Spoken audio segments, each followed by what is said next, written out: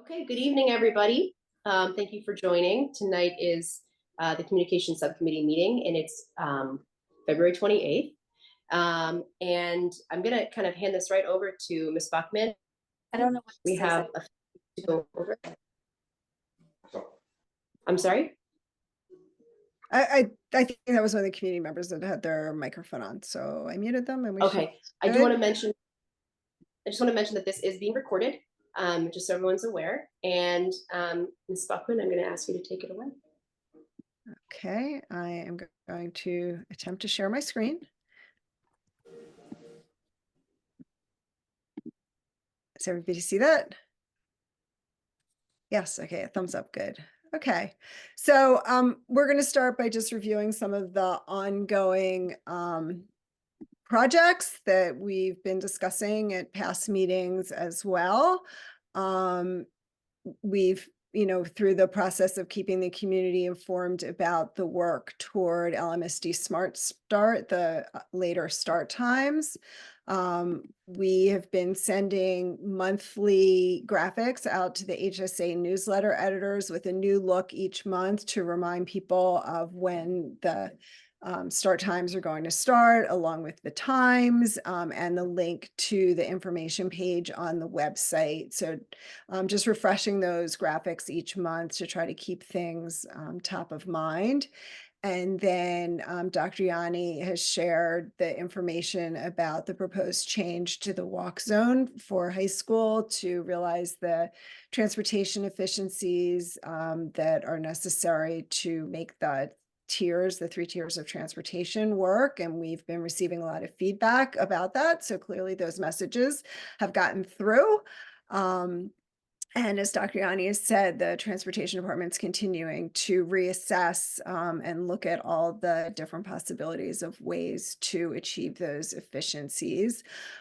We're about ready to offer the opt-out of transportation, which is another efficient way that we're trying to achieve efficiency by allowing families that are not going to use LMSD transportation to commit to opting out of using that so that we don't save seats on buses that kids are not going to be using. However, until we know for sure who's in the walk zone and who is in receiving transportation, we're holding off on sending out the opt-out information because it might be confusing if you don't know whether you're receiving transportation to then make a commitment to opt out. So we're ready to go on that, but we're just waiting. We're ready to communicate that once we're in the point in the process where it would be appropriate to do so.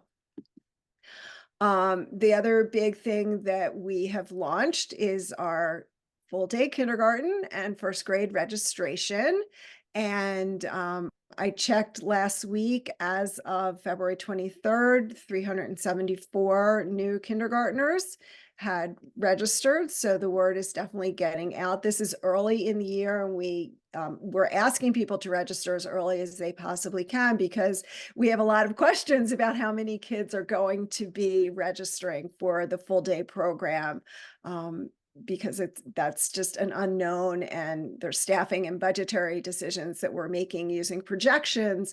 But obviously, the more families that register early, the more accurate our projections and those decisions can be in our planning for the 24-25 school year.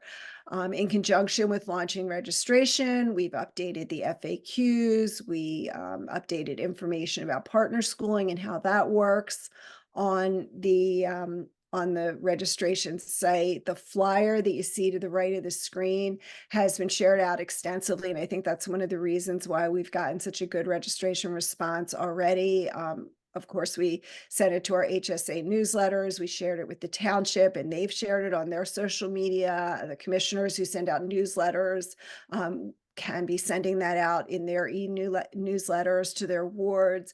We shared it with religious organizations, community service organizations, and our existing list of childcare and preschool centers. Obviously, for some of them, our adoption of universal full day kindergarten is going to recommend a loss of revenue for them. So I don't know that everyone is sharing that information from the existing preschool and childcare centers, but we really try to make a broad sweep with the way we're communicating that information out. Todd. Yeah, no, just a quick question. This number of 374, how does that compare to last year at this time? Ms. Schaefer may have a better answer to that. To me, that seems high already before the end of February. But I don't know. And we have a new registrar from last year, so I'm not sure exactly how accessible the timing of the numbers is. I don't know, Megan, if you're on, if you have any Yes. perspective Can on you hear that. me okay? Yeah. Okay, I had to switch over. So the 374, I believe, includes some of the first grade numbers. I'd want to double check that. So, and we certainly can get you sort of where we are on trend compared to last year. I believe we are slightly up on the K registrations right now, but we do have that historical data that we can provide.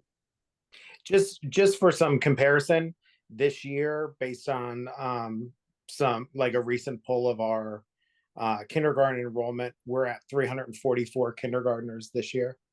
And then we usually see that big spike going, the first grade, kindergarten to first grade ticks up. So one of the things I think we probably should do is at our monthly board meetings provide an update on where we are with KN1 registration, since those numbers are going to drive a lot of the staffing decisions that we have to make over the next couple of months. Thanks. But I'm really gratified that all these organizations have been really helpful in getting the word out to help us with that planning and getting ahead. The other thing we've been spending a lot of time on in my department is working with our HR team on recruitment efforts. As everybody should know by now, we have real challenges in recruiting bus drivers. Another area where we've also had challenges is in recruiting nutritional services workers. One of the places where HR has been advertising is using monster.com, which is affiliated with the Philadelphia Inquirer, but then also has targeted advertising through people's social media feeds. And so one of the things that we can do with Monster is short videos that come up in people's feeds. And if they're looking for jobs, they can watch a short video. And so we created a couple of videos, one for recruitment of bus drivers and one for recruitment of nutritional services workers. And hopefully I can hit play and this will work and you'll be able to hear it. Fingers crossed. Oh. Can you hear that? Lower Merion school bus drivers receive more than a competitive hourly wage, great benefits, and free training. They also get the satisfaction of knowing they're providing a service that's needed, appreciated, and influential in the lives of children and their families. I like working with the kids. I like feeling like I'm an important part of their day. I'm the first person they see. I'm the last person they see at night. I think what I really, really like are my children. That's my biggest hoopla of the day, is dealing with the children and making sure that they're safe. Always develop a relationship with kids. One of my kids from 3 years back, a high school kid, came up to me just the other day. He said, "Mr. Joe, you're still driving a bus? You drove me when I was going to kindergarten." A commercial driver's license is not required to join Lower Merion's transportation team. Paid training is provided. Salaries range from $25.50 to more than $30 an hour. Plus, eligible drivers can earn a $4,000 signing bonus. And the benefits package is excellent. So I enjoy it. Walmart School District is a great school district to work for. It's a good job, good benefits. It gives you a future. It's not just a job. It's a career. It's a life. If you're a people person, you can make it. You can make it. You'll do fine. We're always looking for great people to join our team. It's easy to apply. Just visit lmsd.org/bus. Oop. So that was the video that we did for bus drivers. And we've also, people have been sharing it out on their LinkedIn feeds and other places like that. And we have it on our social media page, and it's linked to the job ads that we have on Facebook. And of course, I love anytime I can shoot our kids because they're so cute, and who wouldn't want to come work with them? And then we created another video, where is my cursor, for nutritional services. In the Lower Merion Nutritional Services Department, F doesn't just stand for food. It also stands for flexibility and fun. I love cooking. Cooking is my passion. I have 3 children, and I cook for them all the time, and they love my cooking, so I came here. It was perfect. Our food service jobs are great for parents of school-aged children. It was perfect because I could get up in the morning, give my kids their breakfast, and get them to school, and then work my 3.5 or 4 hours, and then go pick them up. I needed to find something that was like suitable for me to be able to go to school and still be able to maintain and work with my children. As for fun, the kids provide that. It's everything, because I mean, who can't love food? And it's kids' happiest time of day. They come in very excited for food, and it's, you know, that part of it is, yeah, you can't beat that. Seeing a smile on their face when I make things look a certain way, when I prepare them. And they're like, oh, Miss Stacey, that looks so good. With me being here my first year, it was interesting because I didn't think the kids was going to draw to me. But all of them are so sweet and kind and loving. So if you love food, are looking for flexible hours, and want to have fun with kids, check out our job listings and join our team. Everybody come work for us. You will enjoy it. Yes.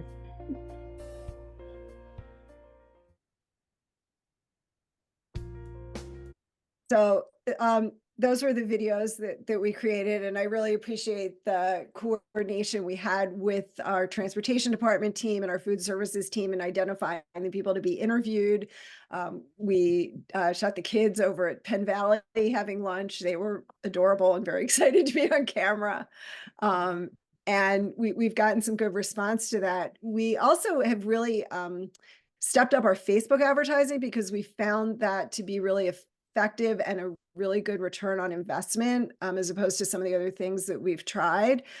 But just since the beginning of this year, 41 bus driver applicants reported that they learned about the openings in our district via our Facebook advertising. And the reach is really good for the amount of money we're spending. We had tried in the past billboards, the Clipper magazine. We're really trying everything we can. And we've really found that this is providing us with a really good number of applicants and a good return on investment for the recruitment. Yep. Can I ask one question about that? So Yeah. So 41 sounds like a lot, sounds good, but it's really not about the number of applications, but the quality of those applications. I mean, if you get 10 times as many, but they're all like not good, like that's not that helpful, right? So do we have a sense of like what the success rate or the recruitment rate is? Like maybe we get a lot more on Facebook, but we get a smaller percentage actually end up being hired. Like, is that really So I did get the most to effective way? Yeah, I did talk to Mr. Wilson's a little bit about this before he went away recently, but what they're finding is they're getting a higher percentage of potentially qualified applicants in this pool than they do through Indeed, which is less targeted. We get a good number of applications from Indeed, but this is a better pool, is what he has said. And these are folks that have gone in and filled out the LMSD.org bus application, which is a really initial application. And those are ones that they followed, that the transportation department has felt were good enough to follow through with and at least, speak to initially. So it's a long process between when they first apply and when they're actually hired, especially if they need the training in there and before they're behind a wheel of a bus. But from what Mr. Vilsons and Mr. Siegel have said, it's been as successful as anything, and they're hopeful. I mean, we have a lot of positions to fill, so.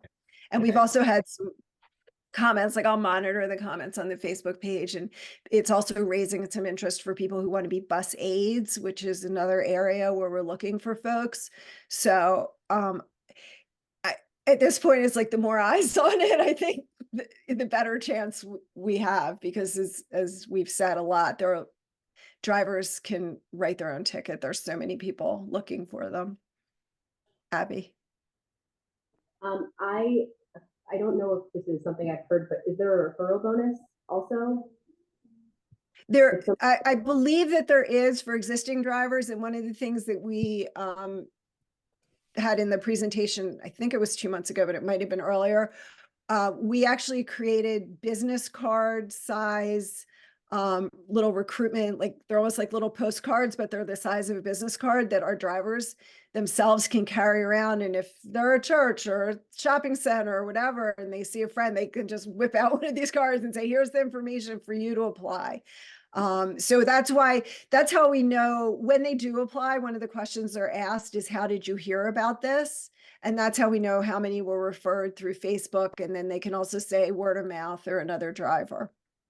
I have one more question. I noticed that one of the buses in front of me had it on a bumper sticker. Are all of the buses having the same bumper stickers? Yeah, we designed the bumper stickers too. They're magnetic and removable, because you can't have anything permanent on a bus under PennDOT school bus rules. But these can be taken off. So yeah, we figured they're driving around the township all the time, and wherever they're driving, we might as well stick bumper stickers on there. If you bought them in bulk, I'm happy to put one on my car. So out there, but that's one more, hopefully aspect. Yeah, that's a good idea. I have to look at how many we actually ended up ordering, if we ordered more than for the buses, but we could order more and ask people to put them on their cars as they drive around. That'd be great too. If it's cost effective, I'm happy to do it. Thank you. Okay, thanks. Another area beside the HR and recruitment work that we've been spending a lot of time on is our ELD, English language development, and new family engagement. We've been working together with the ISC, the Inter-School Council, with a goal of creating welcome committees at each school. So these would be groups of parents, some of whom have skills in languages other than English, who volunteer to serve as sort of buddies and mentors to new families to the district. And so we've worked with registration to add an option when new families register with permission to contact them from a welcome committee. So it gives us permission to share their information. And we've identified volunteers across numerous language communities that are interested in doing this. At the last meeting of the Achievement Imperative Task Force's Community Engagement Subcommittee, we learned about a successful model that they ran years back pre-COVID at Marion Elementary School, but Candace Brown, who's one of the counselors at Marion, was really instrumental in that. And so we're tapping her brain a little bit to try to resurrect that. And the ISC has been reaching out to the Home and School Association at the various schools to identify leaders in each building, and then also at the ISC level to coordinate these efforts. We in the district are certainly backing this up. But what we heard when we did a poll of some of our families that were English language learner families and new to the district, they felt a little intimidated by the school outreach, and they felt much more comfortable when it was other parents and families reaching out to them. So that's why we're really trying to get a push for volunteer parents and guardians who have been in the district a little longer, who can answer questions from everything like, how did you find a pediatrician, to where do you get, Chinese spices and things like that. So we're working together with them to build these committees. Yep. Oh, I think you're muted, Abby. I'm not here on my end. Can you hear me? Can kind of hear you. Can you hear me now?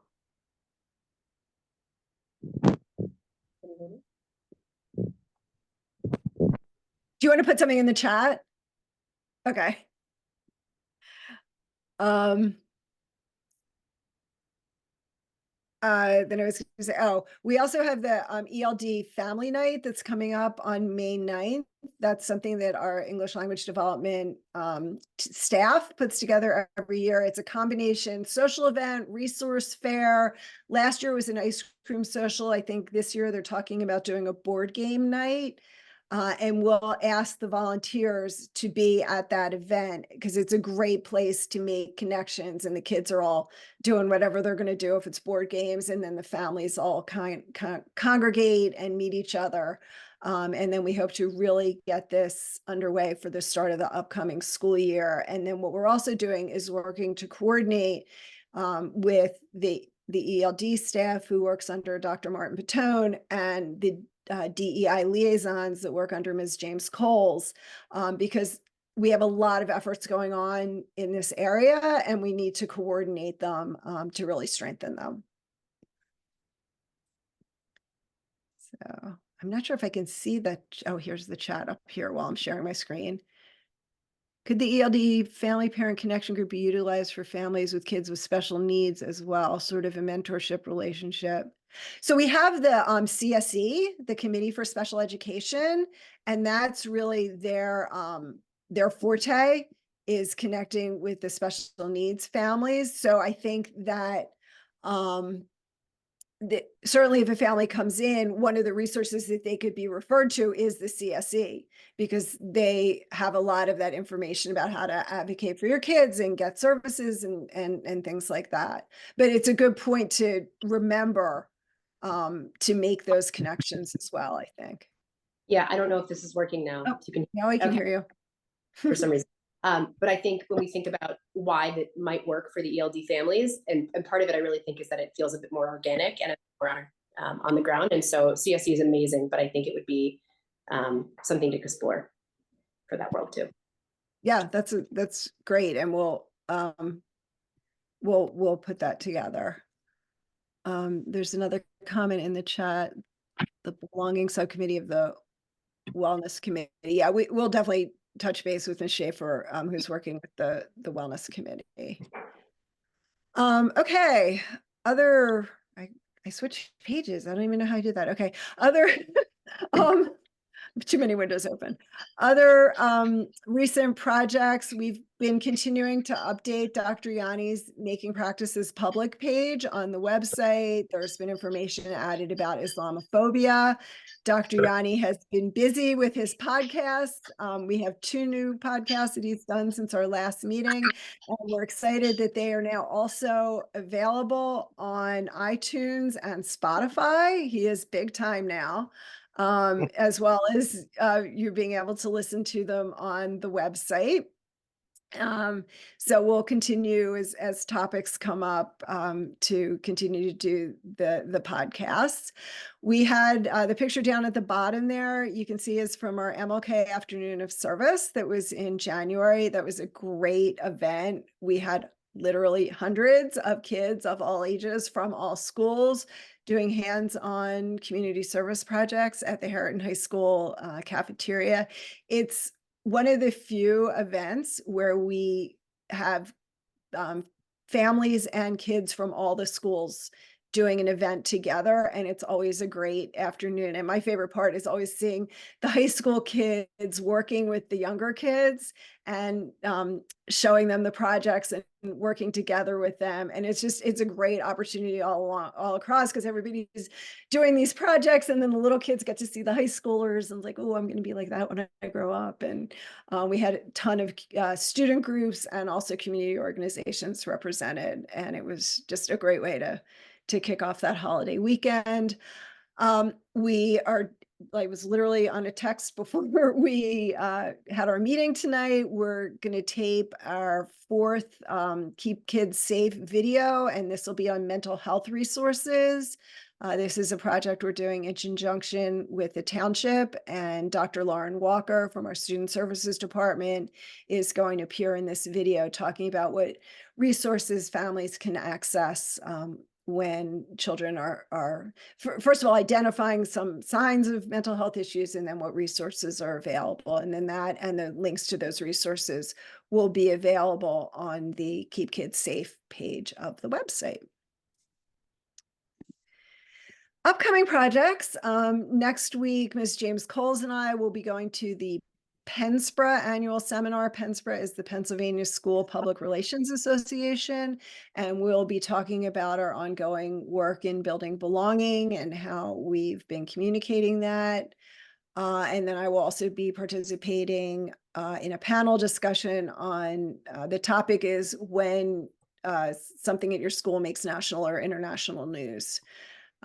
So drawing on our experiences in the district when Kobe Bryant passed away, and then some of the other social issues where Lower Merion has ended up in the headlines, and our strategies for handling the communications around that. So we'll be in State College. Hopefully I'll get some ice cream at the creamery while we're up there.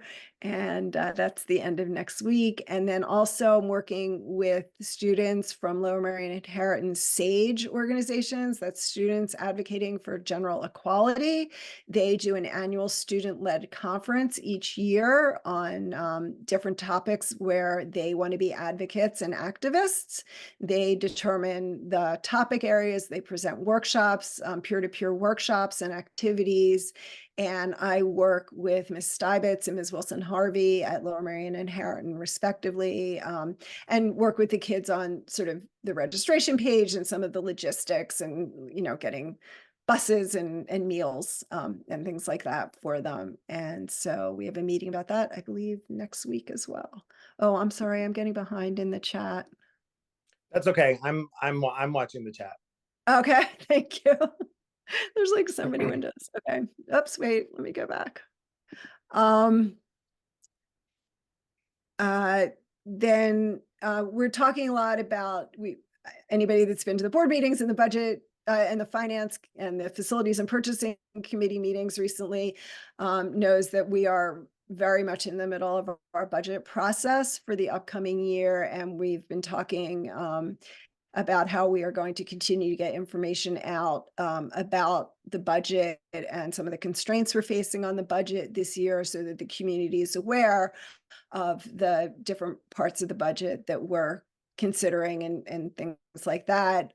We do have a budget icon on the homepage of the website where people can see the past budgets. You can watch all finance committee meetings, and we'll continue to update that so that and send out additional communications to help the community really be comprehending what's going on in the budget.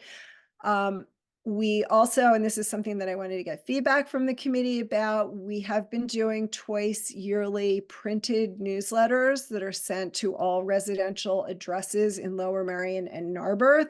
We usually do one in the fall and one in the spring. So we're coming up on the time where we start planning our spring community newsletters. So if there's any topics, budget will be one of the things, obviously full day K and start times are ongoing topics that we'll touch on. And then we try to share a bunch of highlights of things going on in the district, but certainly any ideas that people have for articles they'd like to see and messages we'd like to get across in our spring community newsletter, please reach out to me, share those ideas with me. And then we do all the production. We do the writing and the layout of that in-house, and then it is printed and mailed by an outside vendor.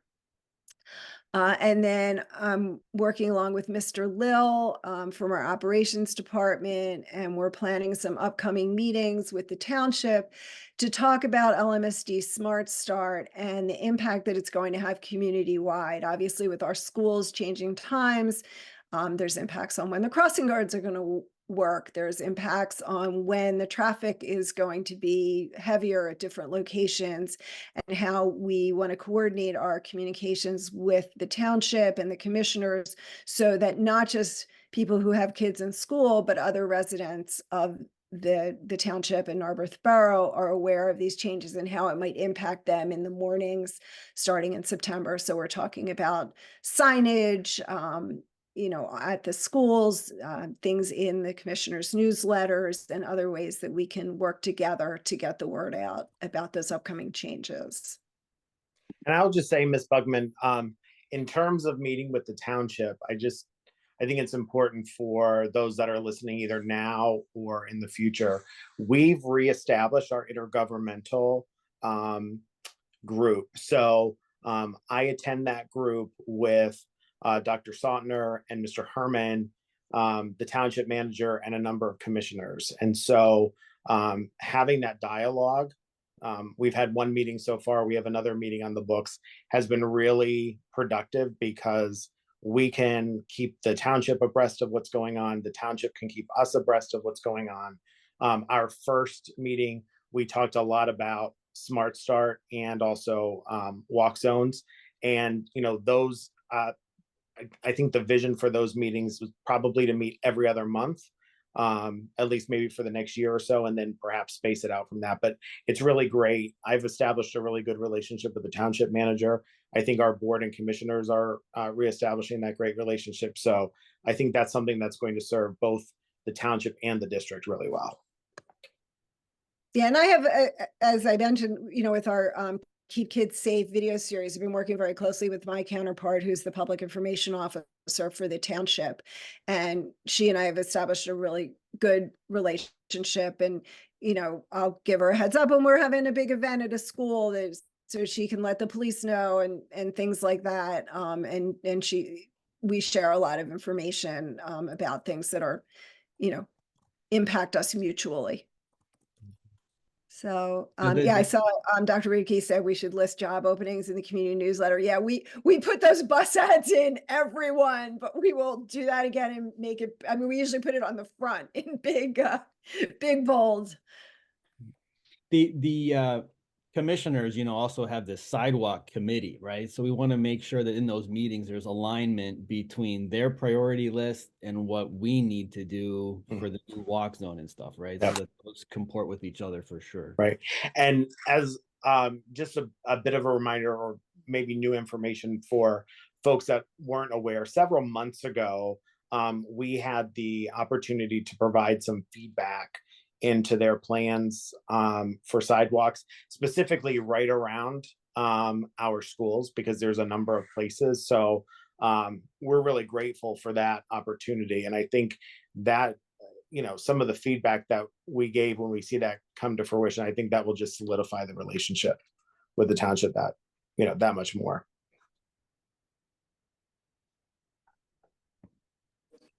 One other thing I would just add, and this is not specifically to the school district, but in the spring newsletter, encouraging people to vote out before the election. I don't know what, just as a civic engagement or voter engagement.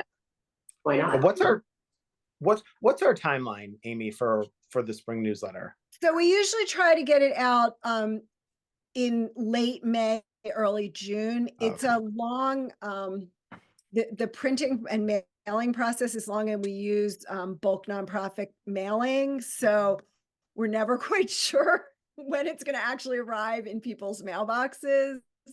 I try to give it 3 to 4 weeks from when I actually get it to the printer for my expectation for it to be in mailboxes. It's usually in there somewhere.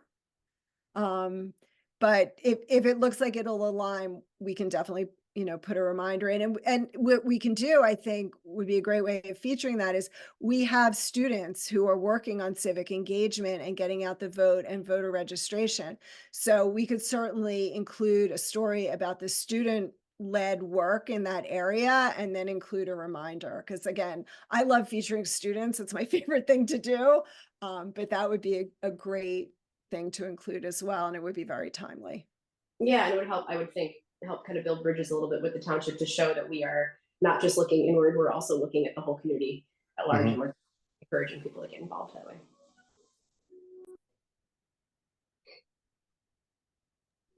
Okay, so is that the end of your? That's the end of my presentation, communications wise. Thank you. Thank you very much. Dr. Yanni, do you have anything you want to add? I know the community is waiting on an update about where we are with the walk zones. We've been in contact with PennDOT, we have a meeting tomorrow. We have a follow-up meeting tomorrow with our transportation department. We have a board development session tomorrow night with our school board. So I anticipate that within the next week or so, we'll be able to put out some information about when the community should expect a more robust update. Just as a reminder, what we're looking at to see if we can roll back the walk zone, the increased size of bus stops, using some larger locations for like exchange stations. So like, for example, using Marion Elementary as a large bus stop to see what sorts of efficiencies that we can get without sacrificing student safety. So there's a couple moving parts, but we'll continue to keep the community updated as we move forward, for sure. And one of the things we did commit to ask the superintendent was we'll share these communications district wide. So up to now, a lot of the information was shared with the families that would be impacted, but we're going to make sure everybody knows about it. So in addition to posting it on the website, we'll send stuff directly to it. Thank you. Thank you. So are there any public comments at this time?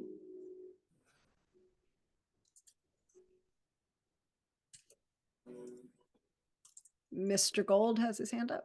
Yeah, actually, that was my question, was about sort of the recipients of the updates. So I really appreciate your sending them out to everyone, because, I think certainly there are parents of younger families that will appreciate getting the information. Just as one clarification in terms of the communication that parents can expect in March, it sounds like, Dr. Yanni, you're saying that in early March we'll get an update, but if I'm understanding what you said correctly, that it's going to give us information about when we can expect a sort of like a fuller plan. My understanding previously had been that we would be getting a fuller plan in March, but I understand there are a lot of moving parts. So is there any possibility that there's anything more specific you can tell us about kind of? Yeah, I'm sorry. Thank you, Matt. Let me be more clear and precise. So what I anticipate in early March is we're going to be able to roll out a plan. If there are any pieces of that plan that are not yet finalized, we will say you should expect the finalization of X or Y or Z part of that plan by whatever date, just so that you know so your expectations are managed, and that way families don't feel like they're sort of in limbo. It'll sort of help us continue to work through things without receiving maybe some concerns that we can turn back around. So yeah. Thank you. And Maria Vaccaro asked a question. So if you hire the 20 drivers missing, will that change the expanded walkable zone you want to implement? So if we were able to hire, honestly, if we were able to have a full staff, transportation would be much more efficient, much more efficient. I think what's happening, it seems like, and this is a trend across the county, we'll get a new driver, or we'll get a new driver in the process, and then inevitably we lose a driver or two. So we're not always, as we're bringing new drivers in, we're not always changing the number of drivers that we have. Not all districts provide paid training and pay for the training. So I think that's what makes us a little bit different. And we also have the sign-on bonus. So I am hopeful. I think there's been a resurgence of people really reaching out to others that might want to be bus drivers. And I know I've gotten a few reach outs directly to me saying, how do I go about this? And I've connected them with transportation. So I think the outlook, while it's not necessarily hopeful that we'll be able to hire 20, I'm trying to be cautiously optimistic that we'll be able to onboard a few more drivers than we have now.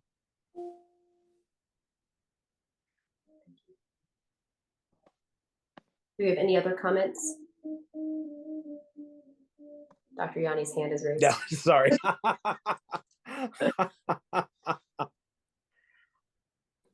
I would just like to say, Mrs. Rubin, really quickly, we started our book study last night. Dr. Ritke is part of that. We have 124 people signed up that have read the book. Last night we had about 60 people. Not everybody could come to all 3 sessions, but it was really great. We've got a lot of really good feedback from that. And so we'll be sharing, like through my superintendent's report and some other vehicles of communication, we're going to be sharing out some of what we're talking about in the book club. The book is called Erasing the Finish Line, and it's about, you know, kind of being very intentional about not always trying to cross these false finish lines that sometimes we put out there for our kids and ourselves, but to look more, look more intrinsically, and how we can find some self-satisfaction in doing our best rather than society's, perception of success. So I think there is some real power there. Great. And Maria asked a follow-up question. So just to be sure I understand, you may decide not to extend the walkable zone to 1.7 miles if you have the drivers. Correct. And I just want to be clear that when we say 1.7, and I know this is getting a little, nuanced and detailed. The walk zones, the mileage is calculated from, edge of property to edge of property. So it's not door to door, but obviously our goal is to do everything we can to make this entire situation more palatable. So again, I'm gonna remain cautiously optimistic and keep putting out in the universe that we're going to be able to get more drivers. I think we should all do that. We'll work on doing.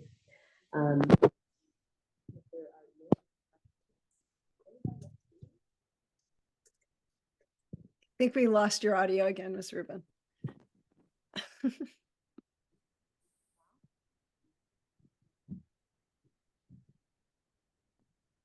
you want me to just wrap it up? Okay. So our next, I wish I knew the date for our next communications meeting. It will probably be, let's look at the end of April. Maybe it's in May because there's legislative committee. Yeah. Yes. Next communications committee meeting is May 29th at 7 p.m. on Zoom. And thank you, everybody, I guess.